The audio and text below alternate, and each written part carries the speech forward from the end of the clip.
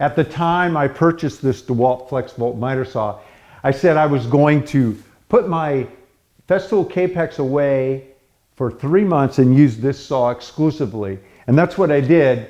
And today I'm going to tell you what I think about it. I'm Ron Paulk, and this is the Smart Wood Shop. If you want to get a detailed set of plans to build a smart wood shop for yourself, or one of the 3 Paulk smart benches, there's a link in the description of this video down below where you can go and purchase any of the plans individually or one of the packages, and then download the plans instantaneously 24/7, 365. This is Dewalt's 12-inch combination sliding miter saw that it's battery operated. Was it a good buy? Would I buy it again? Well, before I give you that answer, let's just go over a few of the details on the saw, at least the stuff that I use. To move the table, there's a thumb button, and you can rotate it right and left from 50 to the left all the way to 60 degrees to the right. It's got a metal scale, very easy to read, so it's not difficult to place it right where you need it. It has the typical stops. It's got to stop at 60, 45, 31.5, 15, and 0, and then stops the same going the other way. It has a lockout for the lock, so you can push this thumb down, and wherever you let it go, it'll stop on those detents. But if you flip this lever up, it won't stop in those detents, which can be really handy when you're trying to get just off of those and it wants to fall into that stop. So that's a nice feature. Once you get to the mark that you want, your cut, you lock it down. So this works very smoothly and very efficiently. For me to look at miter saws and compare them, they're always going to be up against the Capex. I've been using them for over 10 years, so I'm really spoiled on the engineering that goes into those, the quality of those.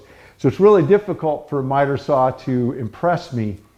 But this one has done that, particularly, again, the sliding table here, just very quiet, very smooth, very easy to get it where I want it to be. Not only is the miter scale real easy to see, but the bevel scale on the back, it's this bright yellow with black markings and numbers, and there's a big knob on the back, and it's really smooth. It doesn't take much to crack it loose and then put it right where you want it and then lock it down. So it's not really hard. The motor's kind of heavy, but I find that if I just kind of lean into it here, I can just put it right where I want it and I can see it. The miter scale is black, painted black against this aluminum, but it's also slightly etched in, the numbers and the tick marks.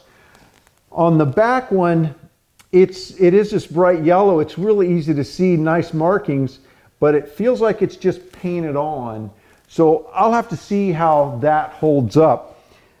I got this saw for framing, so this is the one that's going to be used outside and treated a little rougher. So things like that could possibly get banged up. But who knows, maybe it'll hold up and be perfect for the long haul. There's also 2 stops on both sides for the bevel that you can rotate in for repetitive cuts. The bevel to the right is just automatically locked out. There's a little lever on the back, it's yellow. You can just reach back there, pull it out, and that unlocks the right cut, and then it'll go all the way down. If those stops are out of the way, it'll go all the way down to 50. So you got a 50-degree right bevel and a 50-degree left bevel.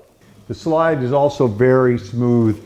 A nice mechanism built on 2 large rails that have bearings, and it's just a very smooth, solid operation.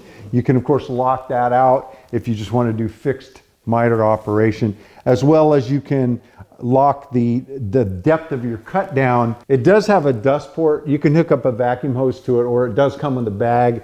It's next to useless. I find that this saw, as well as most miter saws, the dust collection is marginal at best. It has a laser line in it, puts like a shadow of the blade on your material, so it's pretty easy to line up your cut. If you trigger it, it'll stay on, and then you can, when you lower the blade down, it comes into good view, and you can put it right on your mark and make your cut.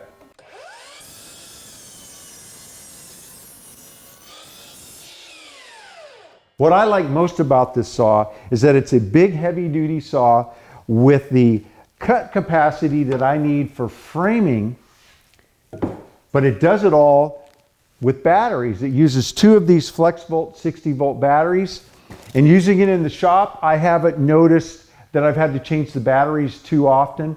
I do keep spares in, so it will be no problem on the job to swap them in and out. I bought this saw for framing.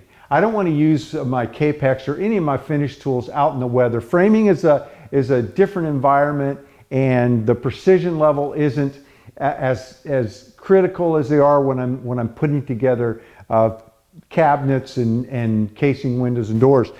But I have to say, in 3 months of using this in the shop, primarily for finish work, it's very accurate. The laser, the scale, the ability to set it right where I need it and get the cut I want.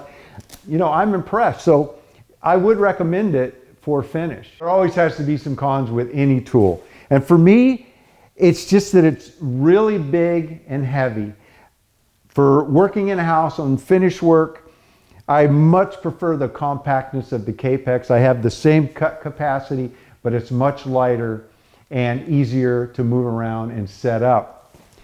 Also, this takes up more space in that the whole rail motor system moves back behind the saw. So I have to allow for that space. And working on my benches, I just prefer the compactness of the Capex and the fact that its motor moves on the rails within its footprint. It doesn't reach out further. So for me, I'm going to stick with my Capex for my finish, but I'm looking forward to using this for framing. So this has just been my take on this saw. Dewalt does not support this channel. I bought this with my own money. I liked this saw. I bought it for a need that I have, which is for framing, because I don't want to use my Capex for that. So for me, the Capex is by far a better saw, and I'm going to stick with that for my finish work. I'm really looking forward to using this in framing, particularly the fact that I don't have to run a cord out and I can just run it off of batteries.